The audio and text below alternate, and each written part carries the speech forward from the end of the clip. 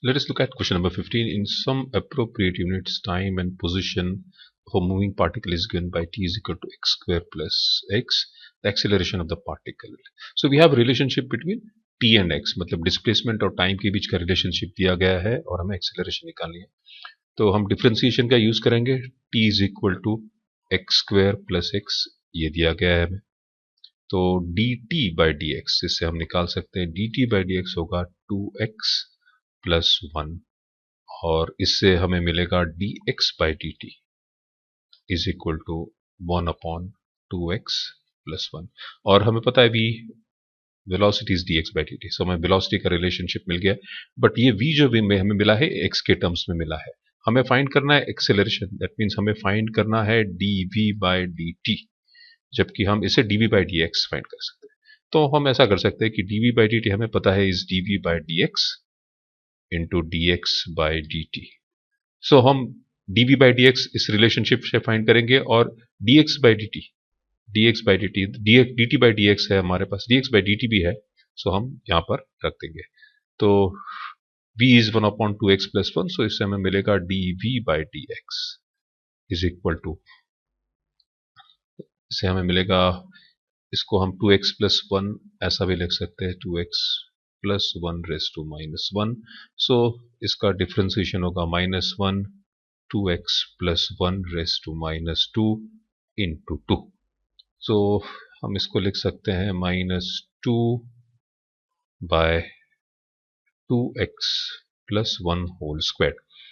और अब यहाँ हम लिख सकते हैं dv बाई डी एक्स की वैल्यू है -2 2x plus 1 whole square multiplied by dx by d t. dx by d t है 1/2x प्लस 1, 1/2x प्लस 1.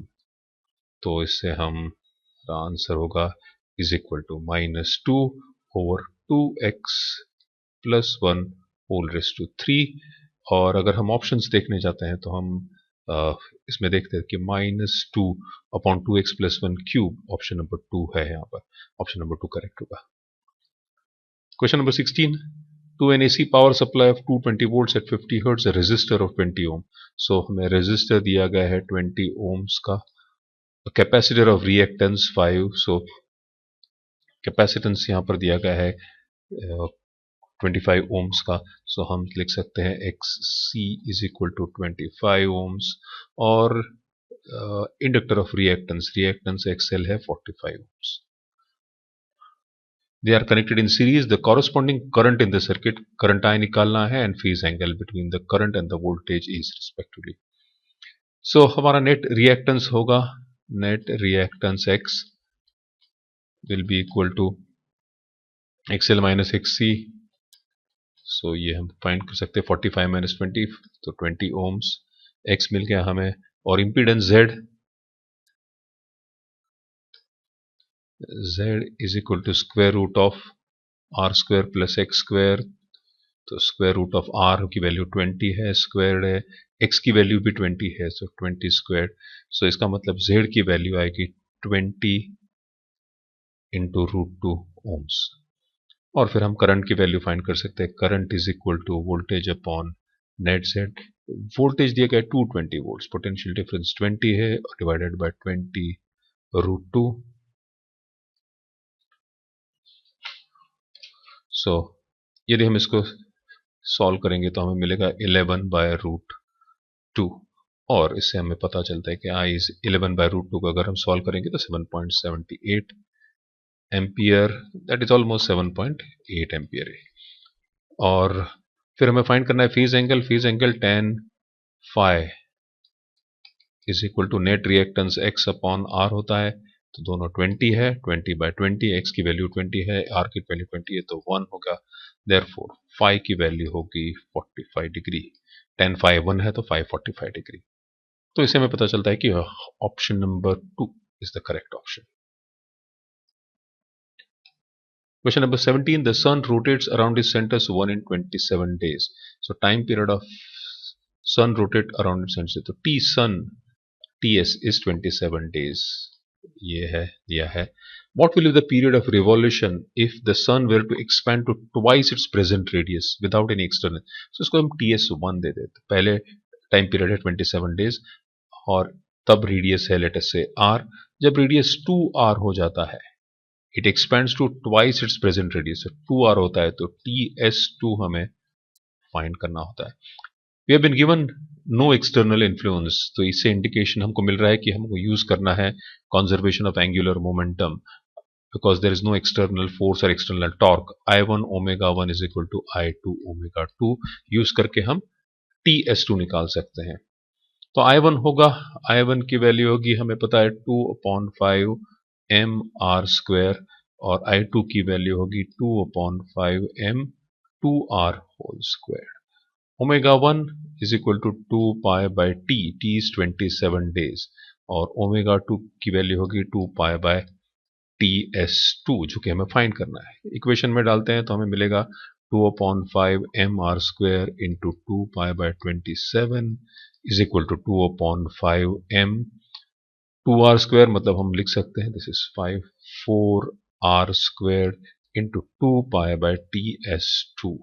तो 2/5 mr² पूरा कट हो जाएगा, 2 π कट हो जाएगा, 2/5 mr², 2 π कट होता है, तो 1/27 is equal to 4/TS2 implies TS2 is 27 into 4, that means 108 days। Correct option, option 4। Question number 18th, a model for quantized motion of an electron in a uniform magnetic field states that the flux passing through the orbit of the electron is nh/e, where n is an integer, h is Planck's constant, and e is the magnitude of electron charge. According to the model, the magnetic moment of an electron in its lowest energy state will be। तो पहली बात तो हमें ये दिया गया है कि फ्लक्स जो है वो nh/e, so I can write down कि phi is equal to nh/e, और हमें फाइंड करना है magnetic moment, that means we have to find out mu. Mu हमें फाइंड करना है, यहां लिख देता हूं मैं, we have to find mu is equal to I into a, ये फाइंड करना है। फाई दिया हुआ है तो इससे हम लिखते, फाई हमें पता है is equal to B A, magnetic field, into area is nh/e,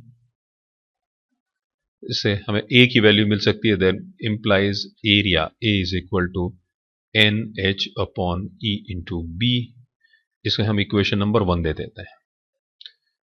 Electron is moving in circular orbit, so we can say mv²/r is equal to evb। ये सेंट्रीपिटल फोर्स और ये मैग्नेटिक फोर्स v कैंसिल होगा, तो we will get mv/r is equal to eb, and therefore v की value होगी mv/er। सो यहां पर हम b की जगह पर mv/er लिख सकते हैं। Okay, so we will get A is equal to NH/E into B। so यहाँ पर mv/er, तो E कैंसिल होगा, so हमें एरिया का फॉर्मूला मिलेगा, यहाँ लिखता हूं मैं, area is equal to NHR, क्योंकि ये E और E कैंसिल हो गया, NHR/mv। चलिए, तो हमें A का फॉर्मूला मिल गया है NHR/mv, और अब I की वैल्यू निकालते हैं। तो I, मैं यहां से शुरू करता हूं, I is equal to charge per unit time, ये चार्ज है और टाइम, तो इसको हम लिख सकते हैं E/2πr into divided by v, time period.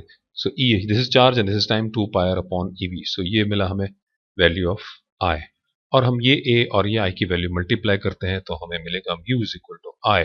I इज E/2πr into v, area is NHR/mv। तो इसमें R कैंसिल हो रहा है, V कैंसिल हो रहा है, so this will give us NHE over 2πm। so this is the value of mu, or for the lowest orbit, for the lowest thing, n will be equal to 1, therefore I can write down over here mu for the lowest orbit, n को 1 लेते हैं तो He/2πm, He/2πm। so यहां पर हम देखेंगे He/2πm, option number 2। Question number 19, यहाँ पर 3 आइडेंटिकल हीट कंडक्टिंग रॉड्स दिए गए हैं, 1, 2 एंड 3. ये 1, ये 3 in series. The rods on the sides of thermal conductivity is 2K, K2K दी गई है. Left hand is at 3T and this is at temperature T. The rods are thermally insulated from outside. In steady state, temperature at the left junction is T1 and at the right is T2. We have to find out the ratio of T1 and T2. Steady state condition दी गई है. That means steady state condition में हमें पता है कि Q by T, which is equal to Ka delta T by L.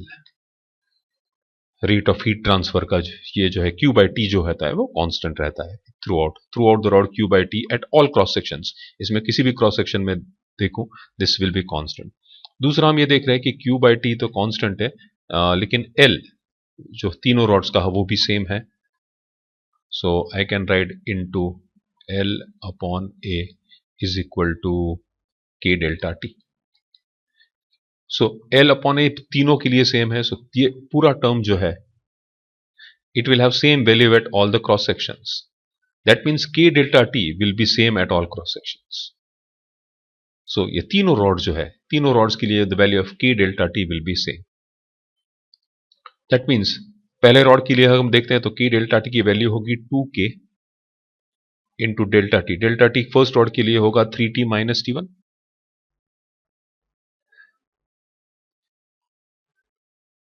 So first rod के लिए T1 minus 3T. For the second rod, it will be equal to K into T2 minus T1. And for the last rod, this will be equal to 2K into 2K into T minus T2.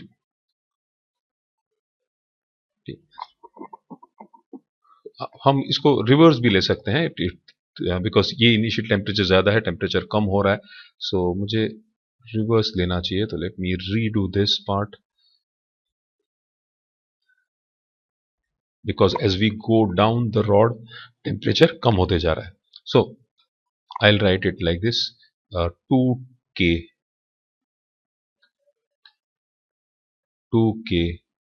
into 3T minus T1 is equal to K into T1 minus T2 is equal to 2K into T2 minus T. ये हमें equation मिलेंगे. अब हम इन तीन equations को solve करेंगे और find out करेंगे. सो पहला इक्वेशन जो हम सॉल्व करेंगे 2K into 3T minus T1 is equal to K into T1 minus T2. अब हमारा ऑब्जेक्टिव क्या होगा कि हम T1 T2 को T के रिलेशनशिप, बिकॉज हमें रेशियो फाइंड करना है T1 by T2. सो हमारा फाइनल इक्वेशन T1 T2 के टर्म्स में होना चाहिए, T उसमें से निकल जाना चाहिए. सो इसको अगर हम सॉल्व करते हैं तो we get 2 into 3T minus T1 is equal to T1 minus T2. So 6T minus 2T1 is equal to T1 minus T2. तो इसका मतलब है 6T is equal to ये 2T1 है तो 3T1 minus T2. ये इक्वेशन नंबर 1 है. T1 T2 एक साइड पे, 6T दूसरे साइड पे. अब दूसरा इक्वेशन ले लेते हैं K T1 minus T2. सो हम दूसरा इक्वेशन लेते हैं कि 2K into T2 minus T is equal to K into T1 minus T2. ये लास्ट दो इक्वेशंस को इक्वेट किया तो वापस 2 into T2 minus T is equal to T1 minus T2. So 2T2 minus 2T is equal to T1 minus T2. और वही हम करेंगे T2T को इधर ले लेते हैं तो T2 इधर जाएगा, 3T2 minus T1 is equal to 2T. अब ये 60 है तो इसको हम 3 से मल्टीप्लाई करेंगे throughout. So 9T2 minus 3T1 is equal to 60. इसको हम इक्वेशन 2 नाम देंगे. और now we have two equations. मैं दोनों इक्वेशंस को सॉल्व करता हूं quickly and we will get the relationship between T1 and T2. So I will say 3T1 या मुझे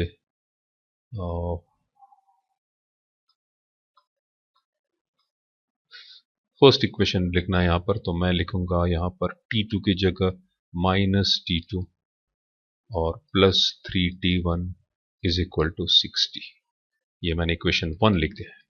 हाँ, इक्वेशन 2 -1 अगर करते हैं तो यहाँ पर हमें 0 मिलेगा। -3T1 -6T1 होगा। 92 -T2 मतलब 10T2 हो 10 होगा। So now we have a relationship between 10T2 and this. So 10T2 is equal to 6T1, and that will imply T1 upon T2 is equal to 10 by 6, which is equal to 5 by 3. So इसे हमें correct option मिलता है 5/3 relationship between. Question number 20 देखते हैं। The plates of parallel plate capacitors are separated by distance d. Two slabs of different dielectric constant K1 and K2 with thickness. These are respectively inserted in the capacitor. Due to this, the capacitance becomes 2 times larger than when there is nothing between the plates. If K1 is this, the value of K1 is to be found out. तो यह है capacitors के ऊपर question है। So यहाँ पर plate parallel plates are separated by 2 slabs of different dielectric constants K1। So हम ऐसा दिखा सकते हैं 1, 2 और 3। ये है K1 है, इसका डायलेक्ट्रिक, इसका K2 और इसका डाइलेक्ट्रिक कांस्टेंट एयर है यहाँ पर। सो 1 ले सकते हैं इसमें। इसका जो विड्थ है वो 3D/8 है, इसका D/2 होगा। अब इसका फाइंड करना है हमें, तो पहले वो फाइंड कर लेते हैं। तो टोटल विड्थ दी गई है D, this is given to us as D, are separated by distance D। So air का थिकनेस होगा D minus 3D/8 plus D/2।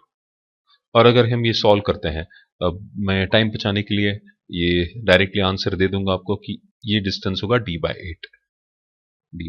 सो ये जो थिकनेस है वो होगी D/8। सो हमें K1 K2 का थिकनेस का D मिल गया। सो ओरिजिनल कैपेसिटेंस CO होगा, वो यहां मैं लिखता हूं। Original capacitance CO will be equal to epsilon A/D। और ये तीनों का अगर नेट कैपेसिटेंस चाहिए तो हमें पता है that will be equal to 1/C is equal to D1 upon epsilon naught K1A plus D2 upon K2A plus D3 upon epsilon naught K3A। अब हम वैल्यूज रखेंगे इसके, तो 1/C की वैल्यू मिलेगी हमें D1 कितना है 3D/8 है। Epsilon not A K1A plus D2 की वैल्यू है D/2 epsilon not K2A plus D3 है D/8 और एप्सिलॉन नॉट K3 की value 1, so epsilon not A।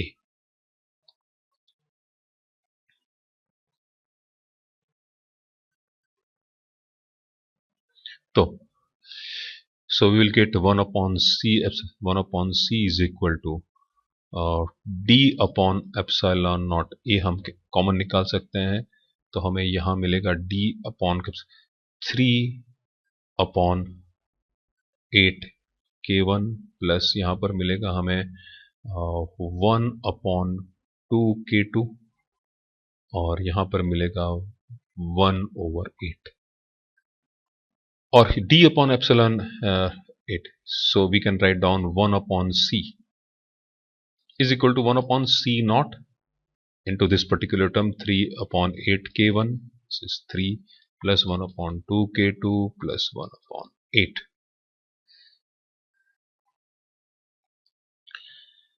So C is equal to CO raised to 3/8 K1 plus 1/2 K2 plus 1/8 raised to the power -1. So हमें एक equation मिल गया। Now C is equal to 2CO। Question में दिया गया है कि C is equal to 2CO, तो ये 2CO is equal to CO into this entire term. Time बचाने के लिए मैं डायरेक्टली यहां पर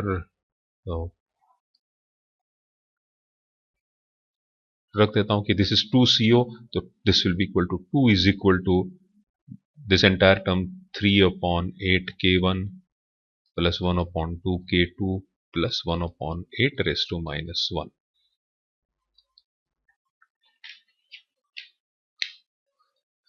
So हम अब इसको सॉल्व करना है, तो 1 upon 2 is equal to 3 upon 8 k1 plus 1 upon 2 k2 plus 1 upon 8.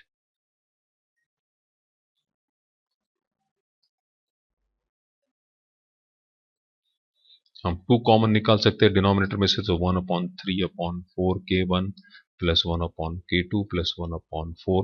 1 minus 1 upon 4 मतलब 3 upon 4 हो जाएगा.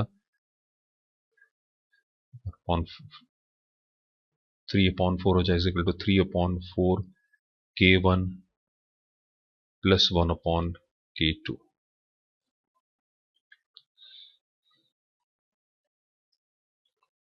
So 3 upon 4 is equal to 3 upon 4 k1 plus 1 upon k2. अब हम इसको फर्दर सॉल्व करेंगे. हम what we can do is we can multiply 4 and 4 over here. So let us say यहाँ पर 4 मल्टीप्लाई करता हूँ और यहाँ पे भी 4 कर दिया, तो 4 4 कैंसिल हो जाएगा. So we will get 3 is equal to 3 upon k1 plus 4 upon k2. 3 is equal to 3 upon 4 k1 plus 4 upon k2. Now k1 k2 के बीच में रिलेशनशिप हमको दिया गया है कि the relationship between k1 and k2 is given to us in the question. दिया गया है कि k2 is equal to k1 upon 1.25, that is 4k1 upon 5. 4k1 upon 5 ये दिया गया. तो इसकी वैल्यू हम अगर अंदर रखते हैं, so we will get 3 is equal to 3 upon k1 plus 4 upon k2. 4 upon k2 will be 4 k1 into 5. So this will be 3 upon k1 plus 4 4. So 5 upon k1 3. So 3 k1 is equal to 8 और k1 की value आएगी 8 by 3 which is 2.666. and therefore option में देखते हैं. Option देखने के लिए ऊपर जाते हैं. क्या है ऑप्शन हमारे पास? 8 by 3 2.66. यदि कोई ऑप्शन है तो will go for this. 8 by 3 2.66. Yes, option number 1. So this is option number. इसके अगले वीडियो में हम क्वेश्चन नंबर 21 से आगे बढ़ेंगे. Thank you.